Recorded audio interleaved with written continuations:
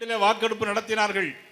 யார் யாரெல்லாம் வீட்டில் இருக்கிறார்கள், யாரெல்லாம் இறந்து போனார்கள், யாரெல்லாம் வெளியூருக்கு போயிருக்கிறார்கள் என்பதற்காக BLA 1 சட்டமன்றத்தின் அதிகாரியும், BLA 2 பூத் லெவல் இன்சார்ஜ், இதை கண்காணிப்பதற்காக அரசு அதிகாரிகள் இருக்கிறார்கள்.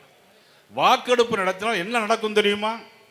கொளத்தூர் சட்டமன்ற தொகுதியிலேயே 9000 வாக்காளர்கள் போலி வாக்காளர்களை சேர்த்து வைத்திருக்கிறார்கள். அதை கண்டுபிடிக்கப்படும்.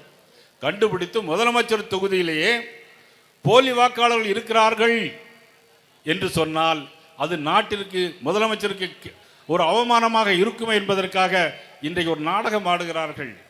இன்றைக்கு நாட்டிலே திமுகவினர் எங்கெல்லாம் இருக்கிறார்களோ எல்லா தொகுதியிலும் போலி வாக்காளர்கள் இருக்கிறார்கள். அதை கண்டுபிடிப்பதற்காக இன்னைக்கு 2002க்கு அப்புறம் கிட்டத்தட்ட 23 ஆண்டுகளுக்கு அப்புறம் இன்னைக்கு மக்கள் வாக்காளர் கணக்கெடுப்பில் இன்னைக்கு இறங்கி இருக்கிறது. அதை கண்டு இன்னைக்கு திராவிட முன்னேற்ற கழகத்திலும் பயந்து போயிருக்கிறார்கள். ஏன் உங்களுக்கு பயம்? அந்த அதிகாரிகள் யார்? தமிழக அரசாங்கத்தில் உள்ளவர்கள். இது மத்திய அரசு ஊழியர்களாக வரப்போகிறார்கள்? இல்லை.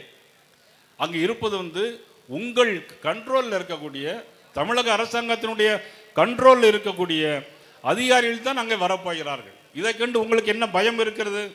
இன்றைக்கு உங்களுக்கு ஆட்சி பயம், தோல்வி பயம் வந்திருக்கிறது. அதனாலே நீங்கள் எதையோ சொல்லி கொண்டிருக்கிறார்கள். இதற்காக நீதிமன்றத்துக்கு போகிறார்கள், அனைத்து கட்சி கூட்டத்தை கூட்டுகிறார்கள். இதெல்லாம் தேவையில்லை. வெகு சீக்கிரத்தில் உங்களுடைய ஆட்சியினுடைய ஆயுள் காலம் நெருங்கி கொண்டிருக்கிறது. கவுண்டவுன் ஸ்டார்ட் ஆகிவிட்டது. இன்னும் 120 130 நாட்கள் தான் உங்களுடைய ஆட்சியினுடைய காலம். அதன் பிறகு நிச்சயமாக ஆட்சி மாற்றம் ஏற்படும். இன்றைக்கு மக்கள் மனதில் மாற்றம் ஏற்படுகிறது.